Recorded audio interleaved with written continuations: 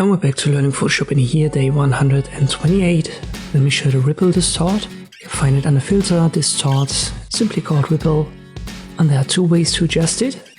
The size here, the drop down, has three options: small, medium, large, and this is actually the intensity. And the amount is then for how many of these ripples you want to have. You make that large and crank it up to the max. So how far these ripples are stretched, this is defined by the size. If I make that small, you can see it.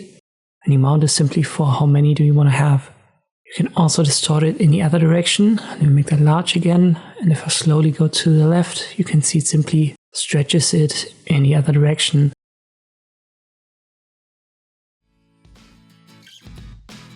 And this is how you can use this ripple distort in Photoshop. Hope this video was helpful. Thank you for watching, and I'll see you next time.